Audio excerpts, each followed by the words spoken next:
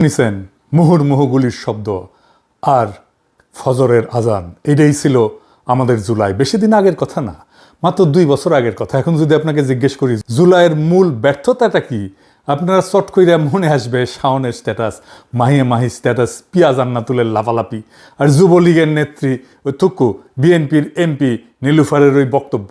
হাসিনার পুলিশের কাছে স্নাইপার ছিল না, কিন্তু কথা হইতেছে যুবলীগ নেত্রী নীলুফার থুকু বিএনপির এমপি নীলুফারের ওই বক্তব্যটাই তো ভুল। পুলিশের কাছে স্নাইপার তো ছিল এবং আছে, কয়েক দফায় তারা স্নাইপার কিনছে। জুলাই অভ্যুত্থানের সময় স্নাইপাররা কারা ছিল? বাংলাদেশ পুলিশের সোয়াট এবং সিআরটি নামে 2টা স্পেশালাইজড ব্রাঞ্চ আছে। এই 2 ব্রাঞ্চে স্নাইপার ট্রেনিং পায়, মানে পুলিশের 2টা ব্রাঞ্চে ডেডিকেটেড স্নাইপার থাকে। আবার ওইদিকে র্যাবের বিশেষ স্নাইপার টিম আছে দেখেন, আর একদিকে বিজিবির স্নাইপার টিম আছে, তাদের ইনভেন্টরিতে 1500-র বেশি টাইপ 85 থান্ডারবোল্ট এক্সট্রিম টাইপের স্নাইপার রাইফেল আছে। আর সেনাবাহিনী, বিমান বাহিনী, নৌবাহিনীর কথা বাদই দিলাম, এদের প্রত্যেকেরই highly train dedicated sniper team আছে। প্রায় 10 থেকে 15 রকমের আমেরিকান, ব্রিটিশ, টার্কিশ ব্র্যান্ডের হাজার হাজার স্নাইপার বন্দুক আছে। জুলাই অভ্যুত্থানের সময় মাঠে তো শুধু পুলিশ না, বিজিবি ছিল, র্যাব ছিল, সেনাবাহিনী ছিল, এমনকি বিমান বাহিনী পর্যন্ত সারা দেশে ডিপ্লয় করা হয়েছিল। এছাড়া 2021 থেকে 23 পর্যন্ত সরকারি হিসাব মতেই পুলিশের জন্য প্রথাগত নিয়ম ভেঙা 1000 কোটি টাকার military grade semi automatic rifle কেনা হয়েছে। এত কিছুর পরেও কিছু জাউরা জুলাই আন্দোলনের সময় স্নাইপার নিয়ে নানা গুজব আর কনস্পিরেসি থিওরি হাজির করে আর বলে যে আইন শৃঙ্খলা বাহিনীর কাছে স্নাইপার ছিল না। আওয়ামী লীগ বলে বলুক, বিএনপির নেত্রী নীলুফার কেন বলে, ওরে আর আমি কি বলবো। এডিটর সাহেব দেখান মোশাররফ করিম কি কইছে নীলুফার রে। এক কাজ কর, তুই গু খা, তাজা গু না, 3 দিনের বাসি গু খাবি। তারপরে নীল নীল মোটা মোটা মাছি উড়ে বেড়াচ্ছে, সেই গু খা, মাছি সহ খা, কচকচ করে শব্দ হবে, ক্রিসপি গু খা। শুনেছো নীলুফার ঠিক মতো কথা কব একেবারে। এরপরে হাউকাও শুরু করলো মাতারি শাওন, সে নাকি জুলাইকে তার সাথে এসে দাঁড়াইলো আরো 2 মাতারি, মাহি আর জান্নাতুল পিয়া। এই যে হাউকাও হইলো সপ্তাহ জুড়ে, এগুলো আসলে কি? এইগুলো ডিজাইন করা হয়েছে, কারা করেছে বুঝে নেন। একসাথে এইগুলো দিয়ে চিল্লানি, এগুলো সাজানো জিনিস, যেন কিছু থেকে আপনার আমার নজর সরাই দিতে পারে। আর কোনো কারণ নাই। যে বিএনপি জুলাইয়ের পক্ষে বলতেছে এখন, এমনকি শিলং সালাউদ্দিন পর্যন্ত বলে আওয়ামী লীগের রাজনৈতিক পতন হয়েছে, আওয়ামী লীগের রাজনৈতিকভাবে নিপাত হয়েছে, নির্মূল হয়েছে, দাফন হয়ে গেছে দিল্লিতে।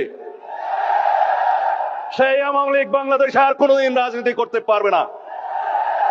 রাজনৈতিক দল হিসাবে আওয়ামী লীগের বিচার দাবি করেছি আমরা, আপনারা দাবি করেছেন, তদন্ত পরিচালিত হচ্ছে।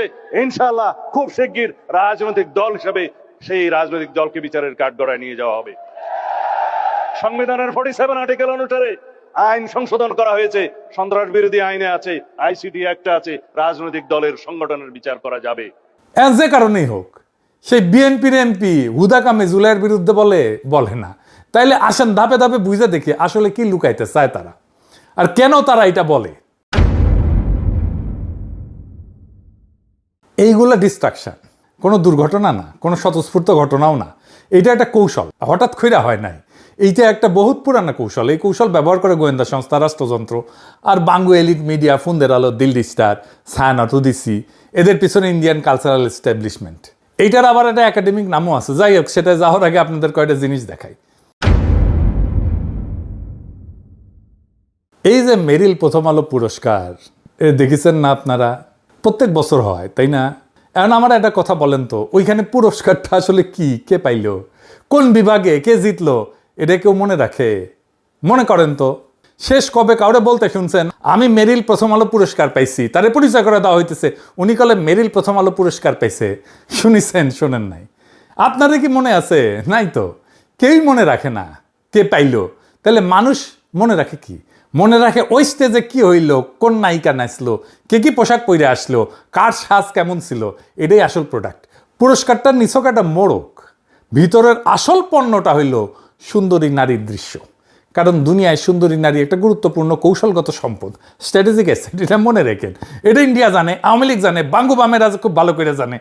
এটা কথা কইয়ে রাখি, এইগুলোরে সুন্দর বানানো হয়, সুন্দর না করলে ওরা। যাই হোক, ওইদিকে আর না যাই। এই জন্যই খেয়াল করে দেখেন, আর্ট, কালচার, সিনেমা, নাচ, নাটক, গান, অভিনয়, মডেলিং, এই গোটা সাংস্কৃতিক পরিসরটা সিংহভাগ কাদের দখলে হিসাব করে দেখেন।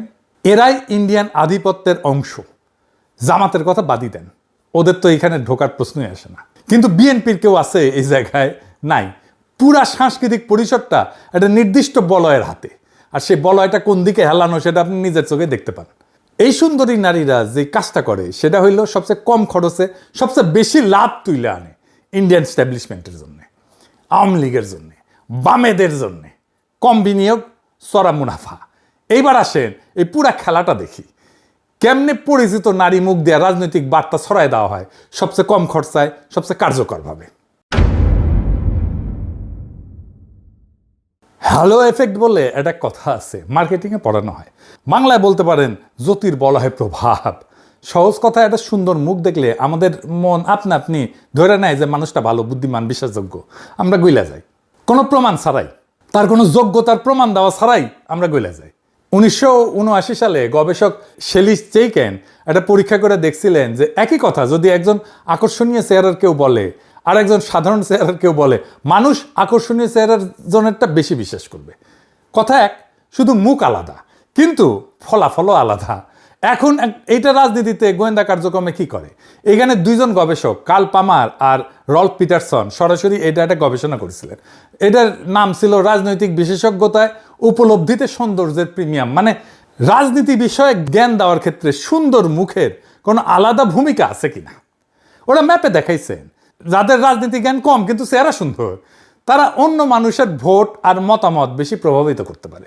বুঝেন ব্যাপারটা? জ্ঞান না, চেহারাই মানুষকে বাধ্য করে একজনকে রাজনীতি বোঝেন এমন কেউ হিসেবে মাইনে নিতে। এইখানে যা বিনিময় হয় সেটা তথ্য না, যুক্তি না, দলিল না। সুন্দর মুখটা কথাটা প্রমাণের আগেই বিশ্বাসযোগ্য করে তোলে। মানুষ যুক্তি বিচার করার সুযোগই পায় না, মুখ দেখে তার আগে মন ঠিক করে ফেলে। বিজ্ঞাপনের নারী, রাজনীতির নারী একই খেলা। আমরা সবাই জানি পণ্যের বিজ্ঞাপনে নারী দেহ কিভাবে ব্যবহার করা হয়। সাবান থেকে মোটরসাইকেল, বাইক থেকে সিমেন্ট, সব কিছু বেচতে একটা সুন্দরী মুখ লাগানো হয়। ফিল্ম নিয়ে করা গবেষক লরা মার্ভি এই দৃষ্টিটা একটা নাম দিছিলেন, নারীকে দর্শকের চোখে ভোগের বস্তু বানায় ফেলা। বিজ্ঞাপনে আকর্ষণটা দিয়া পণ্য গেলায়। রাজনীতি ঠিক একই কৌশল ধার করতেছে, শুধু পণ্যটা বদলাইছে। এইবার যে পণ্য বেচা হইতেছে সেটা একটা রাজনৈতিক অবস্থান, একটা বানানো বিতর্ক, একটা ডিস্ট্রাকশন। মডেল আর নায়িকা এখানে নিখুঁত পছন্দ দুইটা কারণে। এক, তাদের মুখ মানুষ আগে থেকে চেনে। দুই, ওই হ্যালো এফেক্ট কইছি না, জ্যোতির বলয় প্রভাব। তাদের হইয়া অর্ধেক কাজ আগে কইরা রাখে, যুক্তি লাগে না, শুধু মুখটা লাগে। আর এই মুখগুলা রিক্রুট করার জায়গা কোথায়? নাটক, সিনেমা, গান, নাচ, মডেলিং। এই জায়গাগুলোতে সুন্দর মুখের মানুষের আনাগোনা। চেহারা বা ফিগার সুন্দর না হইলেও মেকআপ দিয়ে এমন বানানো হয় যেন একেবারে বেহেশতের হুর। তো এর মধ্যে নীলুফার কেন, রাজনৈতিক নেত্রী কেন? আসেন এটা বুঝে দেখি। খেয়াল করে দেখেন, মাঠে নামা মুখগুলার বেশিরভাগই নায়িকা, মডেল, কিন্তু সবাই না। ভিড়ের মধ্যে একজন নায়িকা না, একজন রাজনৈতিক নেত্রী, নীলুফার। এটাই আসল খেলা। নীলুফারও ওই একই ইন্ডিয়ান কারখানার মাল। আর দেখেছেন না কি আরামে হাসিনার আমলে টকশো কইরা পার হইয়া গেল। কোনো গ্যাঞ্জামের মধ্যে নাই, কোনো মামলা নাই, কোনো জেলখানা নাই, কোনো প্রোগ্রামেও সে থাকতো না। এটা একটা প্রশ্ন। এটা আগে বললাম, সুন্দর মুখ দেখে মানুষ গইলা যায়, তাহলে নায়িকা দিয়ে তো কাজ শেষ, নেত্রী লাগে কেন? পেঁচটা ধরেন। সুন্দর মুখ দেয় মনোযোগ, মুহূর্তের সম্মতি, চোখ আটকায়, মন গলে, কিন্তু এটা ক্ষণস্থায়ী। ভিতরে ভিতরে মানুষ জানে নায়িকা রাজনীতি বুঝে না, গ্ল্যামার আছে, ওজন নাই। সিরিয়াস ইস্যু শুধু নায়িকা দিয়ে দাঁড় করানো যায় না। এইখানে নেত্রী লাগে। নায়িকা দরজা খোলে, নেত্রী ভিতরে চেয়ার পাইতা বসে। নেত্রী সেইটা আনে যেটা নায়িকার নাই, ওজন, সিলমোহর। সে দাঁড়াইলে মানুষ ভাবে ও তাইলে এটা শুধু নাচ গান না, এটা শুধু গ্ল্যামার না, এর সাথে একটা সাংবাদিক শিক্ষক জুড়ে দিলে জমে যাইতো। করতে পারিনি, টাইম পাইনি। প্রত্যেকের আলাদা কাজ। নায়িকা টানে চোখ, নেত্রী দেন রাজনৈতিক সিলমোহর। নায়িকা আনে সৌন্দর্য, নেত্রী আনে দোহাই। একটা টানে আর একটা টিকায়। রং আর সিল একই সাথে, জাল নোটও এতে আসলের মতো মনে হয়। তো এই মেশিন, এই সিস্টেম গোয়েন্দা সংস্থার এত কাছে এত জনপ্রিয় কেন? কারণ এটা সস্তা আর নিরাপদ। ইন্ডিয়ার রয়ের টাকা পয়সা কম। এরা কাজ করে মূলত মাইয়া দিয়া।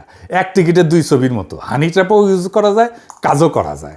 আর সুবিধা আছে, এটা ঢাল। পুরুষকে কথা কইলে বিরোধীরা তারা ছিঁড়া ফেলতো একেবারে, কিন্তু কথাটা নারীর মুখ দিয়ে বাইর করেন। এইবার কেউ পাল্টা কিছু করলে রব উঠবে, নারী বিদ্বেষী, নারীর গায়ে হাত, সমালোচক পিছায় যায়। বার্তা ছোটে কিন্তু বার্তা বাহকরে ধরা যায় না। নারী মুখ, এইখানে বুলেট প্রুফ জ্যাকেট একটা। 2 নাম্বার টনিক। আওয়ামী লীগের তৃণমূলের কর্মীরা মাঠে নামতেছে, মাইর খাইতেছে, জেলে যাইতেছে, মামলা খাইতেছে, এদের চাঙ্গা রাখা লাগে। এখন একটা সুন্দর মুখ দলের হইয়া কথা বললে কর্মী গরম হয়, উত্তেজনা বাড়ে, উদ্দীপনা বাড়ে। ক্রিকেট মাঠে সিয়ার লিডারদের মতো দেখেছেন না, টেকা দিলে আইসা নাইচা যায়। কাজ ওইটাই, মনোবল ইনজেক্ট করে ভিতরে। 3 নাম্বার কম খরচা, চড়া মুনাফা। যুক্তির ন্যারেটিভ বানাইতে গবেষণা লাগে, মাথা লাগে, তথ্য লাগে, দলিল লাগে, খাটনি লাগে, খরচা আছে, তাও ধরা খাওয়ার ভয় আছে। তার বদলে 4টা সেনা সুন্দর মুখ নামাই দেন, খরচ শূন্য, রিটার্ন বিশাল, চোখ টানে, মিডিয়া কাভার করে, ভাইরাল হয়, আসল প্রশ্ন চাপা পড়ে। এটাই লো কস্ট হাই রিটার্ন। শুরুতে যে কইছিলাম না কম বিনিয়োগে চড়া মুনাফা, এটা তার হিসাব। যে কোনো ধূর্ত ক্ষমতা এই হিসাবটা জানে, গোয়েন্দা সংস্থা তো জানেই, ইন্ডিয়া তো জানেই, বামেরা তো জানেই, আওয়ামী লীগ তো জানেই। এই যে এই মাতারিগুলো এত নির্লজ্জ, এটা প্রমাণ দিতেছি। অনেকে হয়তো জানে না। এটা হচ্ছে মুরাদের ব্যাকডোর ক্র্যাশ মাইয়া মাইয়ের একটা শ্যুট থেকে নেওয়া ছবি, ইউটিউবে আছে ভিডিওটা। তো এই মাই 2023 সালের মার্চ মাসে কাঁড়াল রানীর পুলিশের করা ডিজিটাল নিরাপত্তা আইনের মামলায় আটক হয়েছিল। সে ওই সময় দাবি করেছিল যে তাকে প্রেগনেন্ট অবস্থায় আটক করে নির্যাতন করা হয়েছে। এটা ছাড়াও মুরাদ তাকে জোর করে সেরাটনে যাইতে বলছিল। পরে নাকি সে হিস্ট্রি সবাই জানে, জানেন না? না এডিটর সাহেব শুনান। এখন তুই আসবি এখন। ওইটাই মনে হয় যাচ্ছে। চুপ থাক, এখন আসবি। আমি মিটিং এ। তুই তুই তুই তুই লাইতে গেছিস, তুই বনানী রেস্টুরেন্টে খাইতে গেছিস। এই তোর খাবার অভাব হয়েছে রে। শুনিছেন? এরকম অপমানিত হইলে কোনো নারী ওই দলের আশেপাশে তো যাইতো না, যাইতো বলেন? মানে টাকলা মুরাদ যদি একজন বাজারের সাথে আচরণ করতো, সে দেখিতে আওয়ামী লীগের সার্ভিস দিত না, ইমো সার্ভিসও দিত না, কিন্তু এই মাতারি দেয় সার্ভিস। আর আরেকজন দেখেন, এই যে এই 2রা আগস্ট 2024 বাংলাদেশের মাটি যখন রক্তে ভিজে যাইতেছিল, মানুষ উদ্ভ্রান্ত হইয়া মুক্তি কামনা করতেছিল, তখন এ ব্যস্ত ছিল উদ্দাম আমোদ প্রমোদে। আজকে সে শাওনের পাশে খাড়াইছে। হ্যাঁ, এটাই খারাপ। তো ওর নাকি বিবেক বোধ জায়গায় উঠছে। ওরে বাপরে, বিবেকের গোষ্ঠী কিলাই। ফ্যাসিস্টের চালাদের বিবেকবোধ কখন জাগ্রত হয় এটা আমরা ভালো করে জানি। ওই ভারতীয় পণ্য বয়কট আন্দোলনের টাইমে হাঙ্কের মুক্তিযুদ্ধে ইন্ডিয়ার অবদান শিখাইতে এসেছিল। সেই সময় দিছিলাম বাম্বু। এডিটর সাহেব দেখান ওই আগেরটা। তার আগে একটু ওই বোতল সুন্দরীর নিয়ে কথা কয়ে নেই। আমি কইছি না এগুলো গ্ল্যামারের 12টা বাজায় দেবো। বোতল সুন্দরী কেন জানেন? এগুলা তো সৌন্দর্য আর গ্ল্যামার বেছে, কিন্তু ফিগার দেখেছেন সরিষার তেলের বোতলের নাকান ইনকা ইনকা নাকালে। তো বোতল সুন্দরী তোমার আসপর্দা দেখা আমি টাস্কিত হয়েছি। সেটা লাইভ করেছে, সে কি করছে দেখেন। So yes, hi everyone, Eid Mubarak. আমি এখন লাভিশ বুটিক স্যালুনে আছি। আচ্ছা, আমি একটা জিনিস বলতে চাই। হ্যাঁ, এই যে মানুষ আমার ছবির নিচে যে লেখেন বয়কট ইন্ডিয়ান প্রোডাক্ট, আপনারা হিস্ট্রি জানেন? ইনফ্যাক্ট আমার মনে হয় আপনারা জানেন কি জানেন, সাবিয়া হিস্ট্রি জানেন? 1971, হ্যাঁ, এই যে বাংলাদেশের যুদ্ধ যে হয়েছে পাকিস্তানের সাথে, হিস্ট্রি জানেন? হ্যাঁ, আমার মনে হয় কি জানেন, আপনি জানেন, আমাদের অন্যান্য আছে, সবাই জানেন। বাট আমার মনে হয় আমার ফেসবুকে যারা শুভাকাঙ্ক্ষী আছে, অনেক ফলোয়ার্স আছে, তারা জানে না। তাদের জন্য জানাতে চাই যে আপনাদের একটু জানা উচিত যে 1971-এ ইন্ডিয়া আমাদেরকে, তারা তাদের অনেক আর্মি পার্সন পাঠিয়েছে, তারা হেল্প করেছে আমাদেরকে। যদিও তারা নিজেদের স্বার্থে করেছে বা হোয়াট এভার, বাট তাদের স্বার্থে যদি আমরা বেনিফিটেড হই, উই শুড অ্যাপ্রিসিয়েট ইট। হ্যাঁ, না হলে এই যে এত বড় বড় কথা, এই তারপরে ফেসবুক কিছুদিন পর আপনারা ফেসবুক বন্ধ করে দেবেন। এই ফেসবুক কারা চালায়? ফেসবুক কে? মার্ক জুকারবার্গের ওনার রিলিজিয়ন কি জানেন আপনারা? অশিক্ষিতর একটা লেভেল থাকে, লেভেল বাদে আপনারা অশিক্ষিত হয়ে যান। একটু যান, একটু গুগল করেন, একটু গুগল করে জানেন যে যাদেরকে বয়কট করতে চান তারা কোথায় আর আপনারা কোথায়, এবং তাদেরই প্রোডাক্ট দিয়ে আপনারা এখানে আসতেছেন।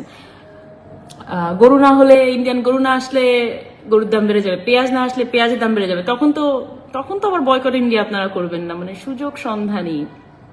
এনিওয়েজ, ভারত নাকি আমাদের মুক্তিযুদ্ধের সময় সাহায্য করেছে। দেখিছেন তবে এদের এই লাফালাফির চাইতে খুনি জিয়াউল হাসান আর ইনুরে হাত করা ছাড়া আদালতে যাওয়া, হাসি হাসি মুখ করে কথা বলা, ইনুর নাকি আবার গায়ে হাত দিবেন না করে চেং করে ওঠা, এটা দেখাটা আমাদের জন্য বেশি অপমানের।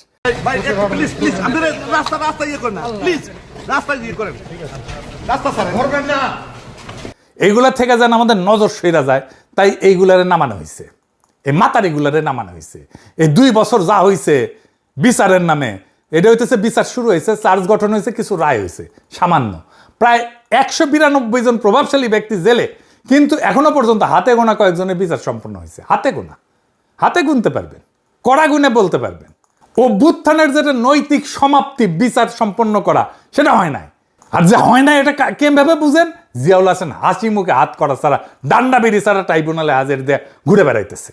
এই একটা দৃশ্য এই টাউনের যে কোনো ফেসবুক স্ট্যাটাসের চাইতে 1000 গুণ বেশি অপমানজনক আমাদের জন্য। এই দৃশ্যটাই আমাদের বিপ্লবের অসম্পূর্ণতার আসল ছবি, এটাই আমাদের জন্য অপমানজনক। কিন্তু এই রাজধানী কি চালাই যেতে থাকবে এরা, এই মাতারিগুলিয়া? না, এদের যেহেতু চিহ্নিত করা গেছে, এদের জন্য যথাযথ শাস্তির ব্যবস্থা করতে হবে। মাইয়া হয়েছে তো কি হয়েছে? ফ্রান্সে যে সমস্ত নারীরা নাজি অকুপেশনের সময় নাজিদের সাপোর্ট করছে, তাদের ফ্রেঞ্চরা একটা প্রকাশ্য শাস্তি দিত, নাম ছিল এপুরাসিও সোভাজ। ওই অর্থ হইতেছে বিচার বহির্ভূত শুদ্ধিকরণ। ফ্রান্স যখন নাজিদের বাহিনীর হাত থেকে মুক্ত হয়, তারপরে আনুমানিক 20,000 নারীর মাথা কামায় দেওয়া হয়েছিল। এই নারীদের বলা হতো লে তদু, মানে মুন্ডিতা নারীরা, মানে যাদের মাথা কামানো হয়েছে। এই ঘটনাগুলো ছিল প্রকাশ্য, জনতা জড়ো হয়ে আর নারীদের দেখতো, টিটকারি দিত, তারপরে গোটা এলাকায় ভেতর দিয়ে হাঁটায় নিয়ে যাওয়া হয়তো, পাশায় সাপ গাইতে নিয়ে যেত, গরম লোহা দিয়ে শরীরে স্বস্তিকা চিহ্ন আইকা দিয়ে দেওয়া হইতো, কাউকে মেরে ফেলা হইতো, মারতে মেরে ফেলা হইতো। আমরা শাওন অ্যান্ড গংকে এইভাবে ফ্রান্স তরিকায় শাস্তি দেব, নো মার্সি, কোনো ক্ষমা নাই। আপনি প্রতিশোধ নেন নাই, কোনো লাভ হয়েছে? লাভ হয় নাই। শাওন অ্যান্ড গংকে ঠিক একই ফ্রেঞ্চ তরিকার ট্রিটমেন্ট দিতে হবে। পশ্চিমারা এসে যদি বলে এইসব কি করতেছো, আমরা কুমুদ তোমাদের দেখে শিখেছি, তোমরা কেমনে ডিল করছো ফ্যাসিস্টদের সহযোগিতায় আমরা দেখি নাই, দুনিয়া দেখে নাই।